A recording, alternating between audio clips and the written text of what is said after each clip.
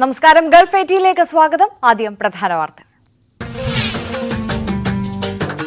രാഹുൽ ഗാന്ധിയുടെ അയോഗ്യതയിൽ പ്രതിഷേധം ശക്തം. ഡൽഹിയിലെ കോൺഗ്രസ് പ്രതിഷേധത്തിന് വിലക്ക്. നേതാക്കളെ വലിച്ചിഴച്ച് പോലീസ്.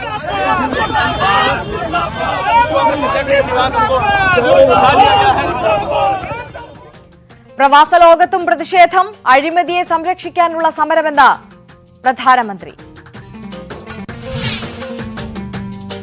സ്വദേശികൾക്കും പ്രവാസികൾക്കും സമ്പാദ്യ പദ്ധതി പ്രഖ്യാപിച്ച UAE. കാലയളവ് 3 മുതൽ 10 വർഷം വരെ. രാജ്യത്തും വിദേശത്തുമായി ഭക്ഷണ ക്യാമ്പയിൻ തുടർന്ന് UAE ഫുഡ് ബാങ്ക് 3 ദശലക്ഷം ഭക്ഷണപ്പൊതികൾ വിതരണം ചെയ്യും. ഉപജീവന മാർഗവും ഒരുക്കും. പൂതന പരാമർശത്തിൽ BJP സംസ്ഥാന അധ്യക്ഷൻ K. സുരേന്ദ്രനെതിരെ കേസ്. CS സുജാതയുടെ പരാതിയിൽ.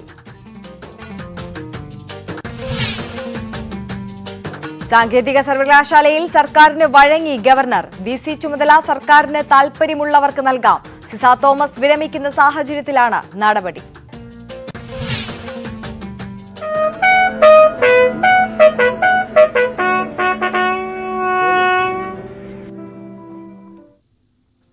അരങ്ങൊഴിഞ്ഞ് ഇന്നസെന്റ്. പ്രിയതാരത്തിന് വിട നൽകി കലാകേരളം. സംസ്കാര ചടങ്ങിന് ആയിരങ്ങൾ സാക്ഷി.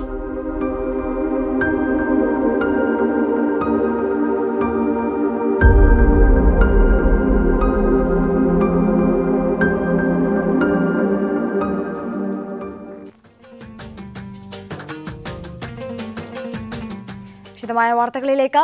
രാഹുൽ ഗാന്ധിയുടെ അയോഗ്യതയ്ക്കെതിരെ പ്രതിഷേധം കടുപ്പിച്ച് കോൺഗ്രസ്. രാഹുലിന് ഐക്യദാർഢ്യവുമായി ഡൽഹിയിൽ പന്തം കൊളുത്തി പ്രകടനം. ഡൽഹി പോലീസ് മാർച്ചിന് അനുമതി നിഷേധിച്ചിരുന്നു. തുടർന്ന് ചെങ്കോട്ടയ്ക്ക് സമീപം പോലീസ് മാർച്ച് തടഞ്ഞു. പ്രവർത്തകരെയും നേതാക്കളെയും കസ്റ്റഡിയിലെടുത്തു നീക്കി.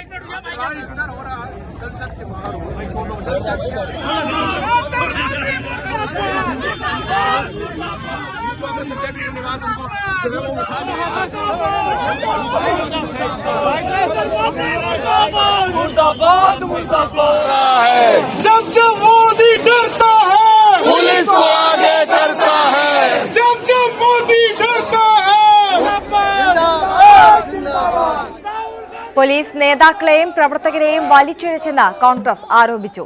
സമരത്തിന് ഇന്നലെ ഡൽഹി പോലീസ് കമ്മീഷണർ അനുമതി നൽകിയതാണെന്നും ഇന്ന് എന്തുകൊണ്ടാണ് സമരം തടഞ്ഞതെന്ന് അറിയില്ലെന്നും KC വേണുഗോപാൽ ആരോപിച്ചു.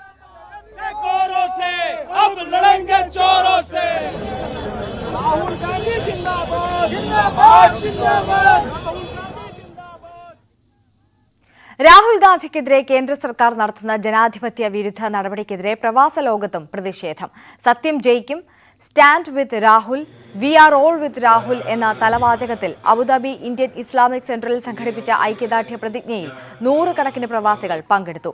അബുദാബി KMCCയും ഇൻകാസ് അബുദാബിയും സംയുക്തമായി സംഘടിപ്പിച്ച സംഗമത്തിൽ ഇൻകാസ് പ്രസിഡന്റ് യേശു ശീലൻ, KMCC പ്രസിഡന്റ് ഷുക്കൂർ അലി കലുങ്ങൽ തുടങ്ങി നിരവധി പ്രമുഖർ പങ്കെടുത്തു. ഭരണഘടനാ സംവിധാനങ്ങളെ വിലയ്ക്ക് വാങ്ങി ജനാധിപത്യത്തിനു വേണ്ടി പോരാടുന്നവരെ നിഷ്കാസനം ചെയ്യാനുള്ള ഗൂഢശ്രമങ്ങളാണ് ഇപ്പോൾ രാജ്യത്ത് നടക്കുന്നതെന്നും ഇത്തരം ശ്രമങ്ങൾക്കെതിരെ ഒരു 2ാം സ്വാതന്ത്ര്യ സമരം നയിക്കാനുള്ള ഇന്ത്യൻ ജനതയുടെ നായകൻ രാഹുൽ ഗാന്ധി മാത്രമാണെന്നും ഷുക്കൂർ അലി കലുങ്ങൽ ഉദ്ഘാടന പ്രസംഗത്തിൽ പറഞ്ഞു. വിവിധ സംഘടനകളെ പ്രതിനിധീകരിച്ചുകൊണ്ട് P. Bava Haji, TK Abdul Salam, Saleem Chirakkal, VP Krishnakumar, Safarulla Palappetty, Yasar Palathingal, Savad, advocate Ayish, Rafeeq, Ashraf Ponnani എന്നിവർ പ്രസംഗിച്ചു. Abu Dhabi KMCC general secretary CH Yusuf സ്വാഗതവും ട്രഷറർ CH അസ്ലം നന്ദിയും പറഞ്ഞു. രാഹുൽ ഗാന്ധിക്കായി പാർലമെന്റിലും പ്രതിഷേധം കടുപ്പിച്ച് പ്രതിപക്ഷം.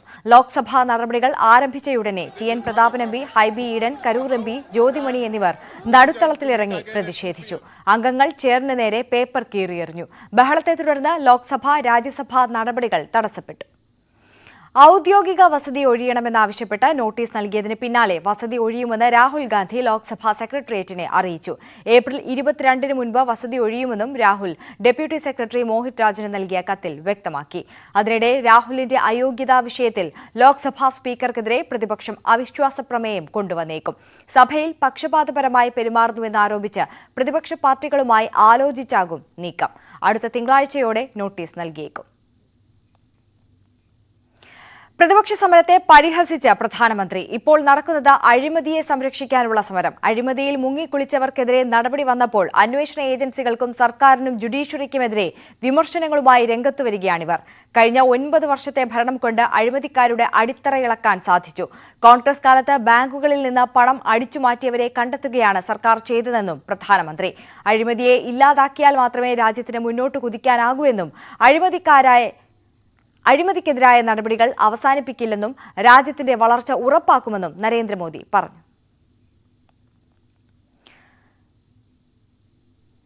CPM പ്രവർത്തകർക്കെതിരായ പരാമർശത്തിൽ BJP സംസ്ഥാന അധ്യക്ഷൻ കെ സുരേന്ദ്രനെതിരെ കേസെടുത്തു. അഖിലേന്ത്യാ ജനാധിപത്യ മഹിളാ അസോസിയേഷൻ സംസ്ഥാന സെക്രട്ടറി CS സുജാത നൽകിയ പരാതിയിലാണ് കേസ്. കന്റോൺമെന്റ് പോലീസാണ് കേസെടുത്തത്. ഉമേഷ് വിവരങ്ങളുമായി ചേരുകയാണ്. ഉമേഷ്, നേരത്തെ യൂത്ത് കോൺഗ്രസ് ആണ് ആദ്യം ഇതിൽ പരാതിയുമായി രംഗത്ത് വന്നത്. വീണ നായരുടെ പരാതിയിൽ കേസെടുക്കുകയുണ്ടായി. ഇപ്പോൾ CS സുജാതയുടെ പരാതിയിന്മേൽ പുതിയൊരു കേസ് എടുത്തിരിക്കുകയാണോ കെ സുരേന്ദ്രനെതിരെ? വീണ നായരുടെ പരാതിയിൽ കേസ് എടുത്തിരുന്നില്ല. തുടർന്ന് നടപടിക്ക് വേണ്ടി ഹൈടെക് സെല്ലിന് കൈമാറുകയാണ് ഉണ്ടായത്. അതേസമയം CS സുജാതയുടെ പരാതിയിൽ ഇപ്പോൾ കേസ് രജിസ്റ്റർ ചെയ്തിരിക്കുന്നു. തിരുവനന്തപുരം കന്റോൺമെന്റ് പോലീസാണ് കേസ് രജിസ്റ്റർ ചെയ്തത്. മഹിളാ അസോസിയേഷൻ സംസ്ഥാന സെക്രട്ടറി കൂടിയായ CS സുജാതയാണ് കന്റോൺമെന്റ് സ്റ്റേഷനിലേക്ക് പരാതി നൽകിയത്. നിലവിൽ പക്ഷേ പരാതി തൃശ്ശൂരിലേക്ക് മാറ്റാനാണ് സാധ്യത. കാരണം കേരളത്തിന്റെ വിവിധ സ്ഥലങ്ങളിൽ നിന്ന് ഇത്തരത്തിൽ പോലീസ് സ്റ്റേഷനുകളിൽ പരാതി ലഭിക്കുന്നുണ്ട്. കെ സുരേന്ദ്രന്റെ വിവാദ പരാമർശം നടന്നത് തൃശ്ശൂരാണ്.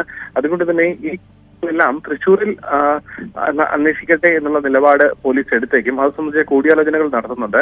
എന്തായാലും നിലവിൽ കെ സുരേന്ദ്രനെതിരെ സ്ത്രീകളെ പറ്റി ലൈംഗിക ചുവയോടെ സംസാരിച്ചതിന് IPC 354A വകുപ്പ് പ്രകാരമാണ് കേസെടുത്തിരിക്കുന്നത്.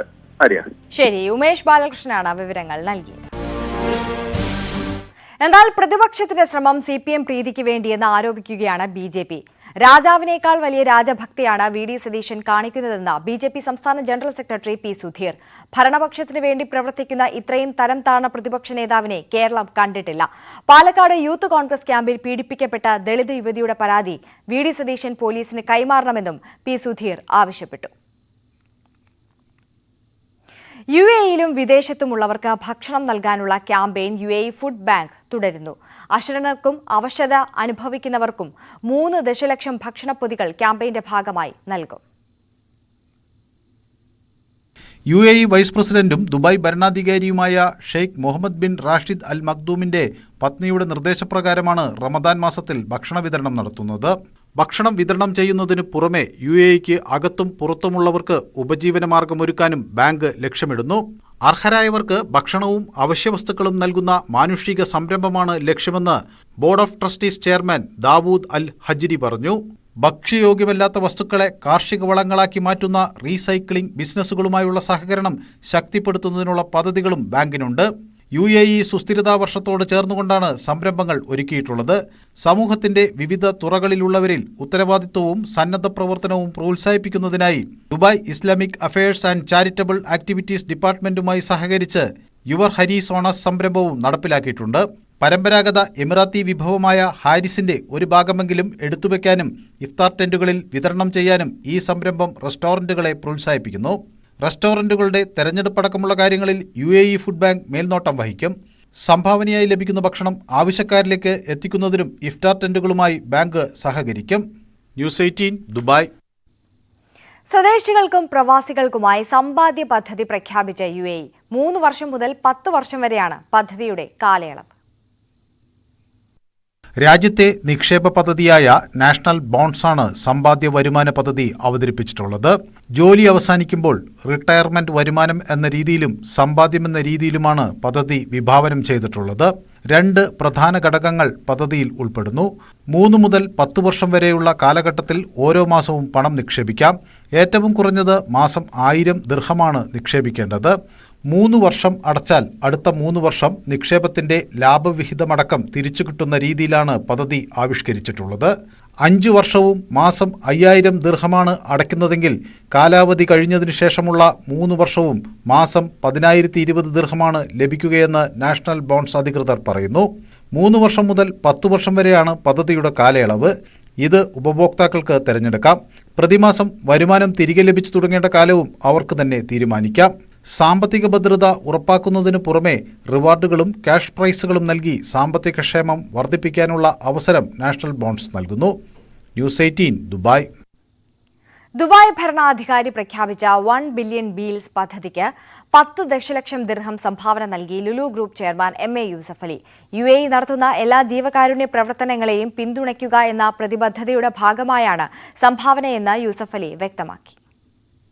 ലോകത്തിന്റെ വിവിധ ഭാഗങ്ങളിൽ പട്ടിണിയിലായ സമൂഹങ്ങളിലേക്ക് ഭക്ഷണം എത്തിക്കുന്നതിനാണ് ദുബായ് ഭരണാധികാരിയായ Sheikh Mohammed bin Rashid Al Maktoum 1 billion meals പദ്ധതി പ്രഖ്യാപിച്ചത്. ഇതിലേക്കാണ് Lulu group chairman MA Yusuf Ali 10 ദശലക്ഷം ദർഹാം, അതായത് 22 കോടി രൂപ സംഭാവന ചെയ്തത്. Mohammed bin Rashid Al Maktoum global initiative നടപ്പാക്കുന്ന പദ്ധതിയിൽ 5 വർഷത്തേക്കാണ് സംഭാവന പ്രഖ്യാപിച്ചിട്ടുള്ളത്. ദുരിതമനുഭവിക്കുന്ന പാവപ്പെട്ടവർക്ക് ആശ്വാസം നൽകുന്ന ഈ പദ്ധതി ലോകത്തിന് UAE നൽകുന്ന മഹത്തായ സന്ദേശമാണെന്നും യൂസഫ് അലി പറഞ്ഞു. മനുഷ്യത്വപരമായ പ്രവർത്തനങ്ങളിൽ എപ്പോഴും മുൻപന്തിയിൽ നിൽക്കുന്ന രാജ്യമാണ് UAE. അശരണർക്ക് ഭക്ഷണം നൽകാനുള്ള ശ്രമങ്ങളെ പിന്തുണയ്ക്കാൻ കഴിയുന്നത് അഭിമാനകരമാണെന്ന് അദ്ദേഹം വ്യക്തമാക്കി. റംദാൻ 1 മുതൽ ആരംഭിച്ച പദ്ധതി 100 കോടി പേർക്ക് ഭക്ഷണമെത്തിക്കാനുള്ള സംഖ്യ കണ്ടെത്തുന്നതുവരെ തുടരും. റമദാന്റെ ആദ്യ ആഴ്ച പിന്നിടുന്നതിന് മുൻപ് തന്നെ 25 കോടി ദിർഹമാണ് സംഭാവനയായി ലഭിച്ചത്. കഴിഞ്ഞ വർഷം 50 രാജ്യങ്ങളിലേക്കാണ് സഹായം എത്തിച്ചത്. പദ്ധതി 2030ഓടെ പട്ടിണി തുടച്ചു നീക്കാനുള്ള UN ലക്ഷ്യത്തെ പിന്തുണയ്ക്കുന്നു. സ്വകാര്യ സ്ഥാപനങ്ങൾക്കും വ്യക്തികൾക്കും പദ്ധതിയിലേക്ക് സംഭാവന നൽകാനാകും. ഭക്ഷണപ്പൊതികളായും വൗച്ചറുകളായുമാണ് ഇത് അർഹമായവരിലേക്ക് എത്തുക. News 18 Dubai. BJP pan India പാർട്ടിയായി വളർന്നുവെന്ന പ്രധാനമന്ത്രി. ദക്ഷിണേന്ത്യയിലെ അകലങ്ങളിൽ വരെ പാർട്ടി ശക്തമാകുന്നു. എല്ലാ ജില്ലകളിലും ബൂത്തുകളിലും വരെ പാർട്ടി കരുത്താർജിക്കുന്നു. യുവാക്കളെ മുന്നോട്ട് വരാൻ അവസരം നൽകുന്ന പാർട്ടിയാണ് BJP എന്നും നരേന്ദ്രമോദി. BJP ആസ്ഥാനത്തെ കേന്ദ്ര ഓഫീസ് ഉദ്ഘാടനം ചെയ്ത് സംസാരിക്കുകയായിരുന്നു അദ്ദേഹം. സാങ്കേതിക സർവകലാശാല വൈസ് ചാൻസലർ നിയമനത്തിൽ ഗവർണർ സർക്കാരിന് വഴങ്ങുന്നു. KTU സർവകലാശാല VC ചുമതല സർക്കാരിന് താൽപര്യമുള്ളവർക്ക് നൽകാം. ഇക്കാര്യം വ്യക്തമാക്കി സർക്കാരിന് രാജ്ഭവൻ കത്തയച്ചു. ഡിജിറ്റൽ സർവകലാശാല VC സജി ഗോപിനാഥിനെയോ സർക്കാരിന് താൽപര്യമുള്ളവർക്കോ നിയമനം നൽകാം. 31-ന് സിസ തോമസ് വിരമിക്കുന്ന സാഹചര്യത്തിലാണ് നടപടി. അതിശയിപ്പിച്ച കഥാപാത്രങ്ങളെ ബാക്കിവെച്ച് അരങ്ങൊഴിഞ്ഞ് ഇന്നസെന്റ്. പ്രിയപ്പെട്ട നടന് യാത്രാമൊഴി നൽകി ജന്മനാട്. സംസ്കാരം ഇരിങ്ങാലക്കുട സെന്റ് തോമസ് കത്തീഡ്രലിൽ നടന്നു. ഔദ്യോഗിക ബഹുമതികളോടെയായിരുന്നു സംസ്കാരം. അണമുറിയാത്ത പ്രവാഹമായിരുന്നു ഇന്നസെന്റിന്റെ വസതിയായ പാർപ്പിടത്തിലേക്ക്. രാവിലെ 9:30 അന്ത്യശുശ്രൂഷ ചടങ്ങുകൾ തുടങ്ങി. ഇരിങ്ങാലക്കുട രൂപത ബിഷപ്പ് പോളി കണ്ണൂക്കാരൻ അന്ത്യകർമ്മങ്ങൾക്ക് നേതൃത്വം നൽകി. വിശ്വസ്തരായ ഭക്തർക്ക് വാഗ്ദാനം ചെയ്യപ്പെട്ട നിത്യാനന്ദത്തിലേക്ക് ദൈവം നമ്മുടെ പ്രിയപ്പെട്ട ഇന്നസെന്റിനെ പ്രവേശിപ്പിക്കുമാറാകട്ടെ. 10 മണിയോടെ മൃതദേഹം വിലാപയാത്രയായി ഇരിങ്ങാലക്കുട സെന്റ് തോമസ് കത്തീഡ്രലിലേക്ക്.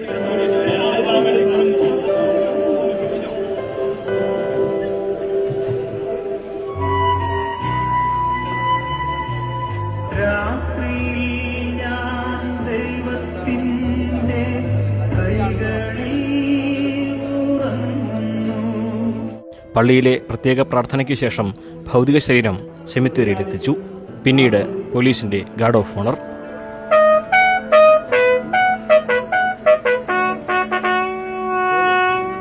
ബന്ധുക്കൾ അന്ത്യചുംബനം നൽകി ഇന്നസെന്റിന് യാത്രാമൊഴിയേകി.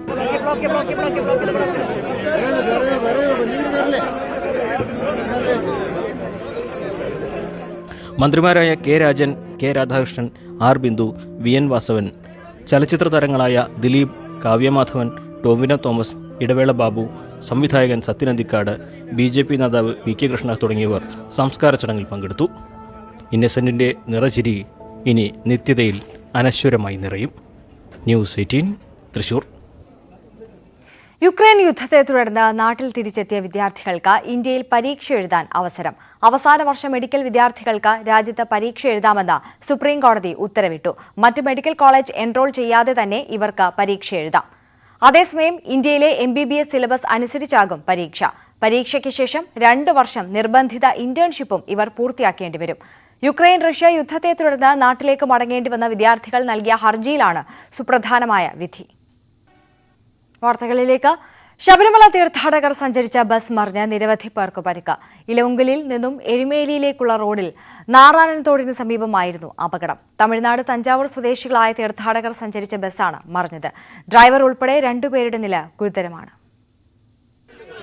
ഇലവുങ്കൽ എരുമേലി റോഡിലെ 3-ാം വളവിൽ ഉച്ചയ്ക്ക് 1 മണിയോടെയാണ് ശബരിമല തീർത്ഥാടകർ സഞ്ചരിച്ച ബസ് നിയന്ത്രണം വിട്ടുമറിഞ്ഞത്. ശബരിമല ദർശനം കഴിഞ്ഞ് മടങ്ങുകയായിരുന്ന 9 കുട്ടികളടക്കം 64 പേർ ബസ്സിലുണ്ടായിരുന്നു. തമിഴ്നാട് തഞ്ചാവൂർ മയിലാടുതുറൈ ജില്ലയിലെ മായാരം സ്വദേശികളാണ്. 12 പേരെ കോട്ടയം മെഡിക്കൽ കോളേജിൽ പ്രവേശിപ്പിച്ചു. ഡ്രൈവർ ബാലസുബ്രഹ്മണ്യത്തിന് തലയ്ക്ക് ഗുരുതര പരിക്കുണ്ട്. യാത്രക്കാരനായ രംഗനാഥും അത്യാസന്ന നിലയിലാണ്. സ്ഥലത്തെത്തിയ നാട്ടുകാരും പോലീസും ഫയർഫോഴ്സ് ഉദ്യോഗസ്ഥരും ചേർന്നാണ് യാത്രക്കാരെ രക്ഷപ്പെടുത്തിയത്. മറ്റ് സ്റ്റേഷനിൽ നിന്ന് ആംബുലൻസുകളെല്ലാം അറേഞ്ച് ചെയ്ത് നമ്മൾ വന്നു. ആദ്യം തന്നെ അപകടത്തിന്റെ ആദ്യ സമയത്ത് തന്നെ നമ്മൾ പരമാവധി കാഷ്വാലിറ്റീസിനെ നമ്മൾ ഇവിടുന്ന് മാറ്റി. 35 പേരെ പത്തനംതിട്ട ജനറൽ ആശുപത്രിയിലും 15 പേരെ നിലയ്ക്കൽ ആശുപത്രിയിലും പ്രവേശിപ്പിച്ചു. അപകടത്തിൽ പരിക്കേറ്റവർക്ക് വിദഗ്ധ ചികിത്സ ലഭ്യമാക്കാൻ ആരോഗ്യമന്ത്രി നിർദ്ദേശം നൽകി. ബ്രേക്ക് തകരാറിലായതാണ് അപകടത്തിന് കാരണമെന്നാണ് പ്രാഥമിക നിഗമനം. മുൻപും ശബരിമല തീർത്ഥാടകർ സഞ്ചരിച്ച വാഹനം ഇവിടെ അപകടത്തിൽപ്പെട്ടിട്ടുണ്ട്. ന്യൂസ് 18 പത്തനംതിട്ട. ഇലവുങ്കലിൽ തമിഴ്നാട്ടിൽ നിന്നുള്ള തീർത്ഥാടകർ സഞ്ചരിച്ച ബസ് അപകടത്തിൽപ്പെട്ടതിൽ ഇടപെട്ട ഹൈക്കോടതി. മോട്ടോർ വാഹന വകുപ്പ് എൻഫോഴ്സ്മെന്റ് ഡയറക്ടറോട് ഹൈക്കോടതി റിപ്പോർട്ട് തേടി. കേസ് നാളെ ഹൈക്കോടതി പരിഗണിക്കും. സ്പോർട്സ്. ത്രിരാഷ്ട്ര ഫുട്ബോളിൽ ഇന്ത്യ ചാമ്പ്യന്മാർ. കിർഗിസ്ഥാനെ എതിരില്ലാത്ത 2 ഗോളിന് തോൽപ്പിച്ചു. സന്ദേശ് ജിങ്കനും സുനിൽ ഛേത്രിയുമാണ് ഇന്ത്യയുടെ വിജയ ഗോളുകൾ നേടിയത്.